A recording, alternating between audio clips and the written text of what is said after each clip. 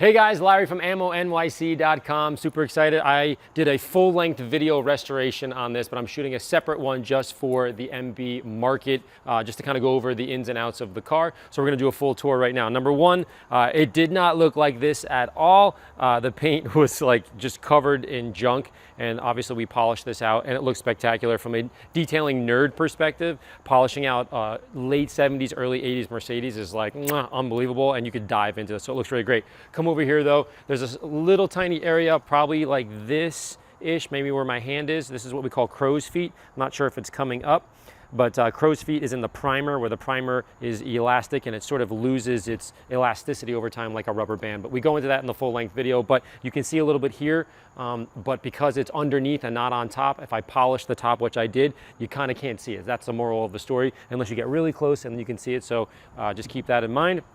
Now, when it comes to the tires, this car was actually owned by a man who's since passed away, and it's in his estate, and he manufactures custom white wall tires. That's why we put the white walls on. The family sent us brand new tires. So if whoever wins the auction, you get brand new, meaning like, I don't even know if there's a mile on these. I drove around the street. And on that note, I did drive it, and it's actually really, really awesome. The brakes work, the engine, everything functions as is in terms of the mechanicals, but I do think you need to change the oil and do the brakes, all the normal things that you would do with a used car, of course. There's a few touch-up spots I did here and there. I actually can't find them now, but like tiny little touch-up spots. This got, I re-dyed this. It looks really good now. It was a little white. Same thing here. You can see there's a little bit of white that I couldn't get out, but I did dye as much as I could. It looks fantastic. Same thing in the chrome up here. I polished this out as much as possible. If you pan the camera up, there's a few chips here, and on the other side there's a bit missing as well. Okay, when it comes to the roof here, you can see there's clear damage here, here, and here. I'm having a dent guy come in to see if he can remove this, but if not, it will be disclosed. I'm going to be touching this all up, but clearly something hit this before it was delivered. And right here, I do believe that a dent person, just like there was hail around here, this is in my mind equivalent to very strong hail, which is what dent guys remove. So I do think this can be repaired, but I wanted to give you guys a heads up.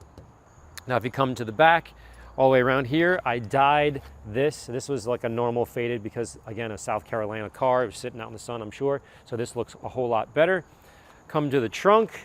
You got two spots on the trunk that have rust. Now, I did put this car up in the air. I didn't see anything major. So that's a good thing. Again, South Carolina, so that's a plus. But these would need to be addressed if you're fanatical. Inside here, mat's pretty good. I cleaned this out, power washed it.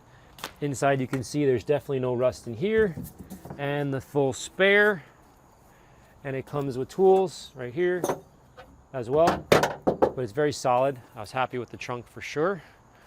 Put this back. Comes with the hazard, side of the road thing, and the inside it has the first aid kit too, which I thought was pretty cool. It hasn't been opened, any of that thing. If you look in the back here, this was sun faded and cracked. So I am having Fibernew come in and redo that, hopefully before the end of the auction, but I'll disclose that for sure. But just wanted you to know that that is going on there, but that should be fixed pretty easily. Come back here, you have a few spots where it's missing a little bit of the rubber. Again, I'm sure you can replace that. What else? Inside. Now inside, the doors are spectacular. The chrome pieces, just wonderful. I mean, look at this. It came back a lot. Again, it didn't look like that. We had to polish it. You have a few little areas here. You know, this stitching needs to be brought in. There's a little flap down here that needs to go up. Little tiny thing. See that flap right there? This flap needs to go up here, so I'm sure somebody can stitch that or do what they need to do. Inside, you have cocoa mats, which I thought was pretty cool. I also shampooed all the floor. I pulled all of this out. If you look in the back seat, I popped the bottom and the top off just to make sure that there wasn't any mice, the sort of thing that we find all the time. There wasn't any, which was great. These are in great shape otherwise. Just the top is the issue we just talked about. The headliner is nice and firm. I tried to open the roof here. It actually worked. I got about halfway and then got nervous and put it back, but it did work halfway. I'm sure it would have gone the rest of the way. The radio works, so I went for a drive. It was actually pretty good. If you look down in here, there's some issues with the buttons. Now the windows, all the windows go up and down. You push the buttons, they'll work, but you can see right here, this needs to be put down. It's wobbly, so maybe you just buy a new piece. I'm not exactly sure. I tried the defroster and the blower, that is not working. I know that's an important thing to disclose, so that's not working. But if we put the key in right now, I'll show you it starting. Turn over, all the buttons light up. My foot on the brake. Starts right up. Let me give it a little bit of sound. All is good. If the camera pans in right now, I have 101,817 miles. Hopefully you can pick that up. But 101,817, 101,817 miles. The interior is shockingly supple and beautiful, so that's cool. Steering wheel's great. The blinker and all the lights work. I'll turn the lights on right now. You can see out in front that the lights are working. And I'll pop the engine.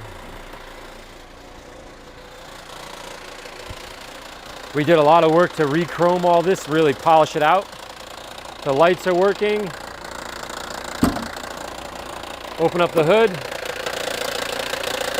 Engine looks really clean because obviously we cleaned all of it up.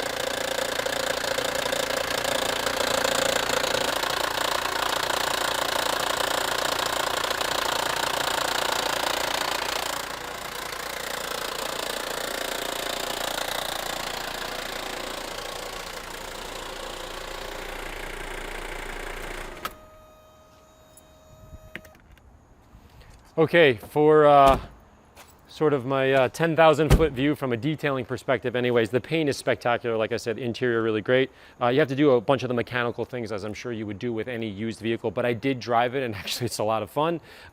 It felt great, handled great, the brakes worked. So I think from like a, I don't know, weekend warrior perspective, this thing is just killer to me. I think it needs a little bit of work, but other than that, it's spectacular. And I did want to mention, if you do end up winning the auction, which would be awesome, and you are on the East Coast, we're gonna finish my full-length long video, AMMO NYC, all my weekly videos of you coming in and getting the keys and doing all that. So hopefully that's kind of exciting. I'd be stoked to meet you guys. But anyway, good luck with the auction.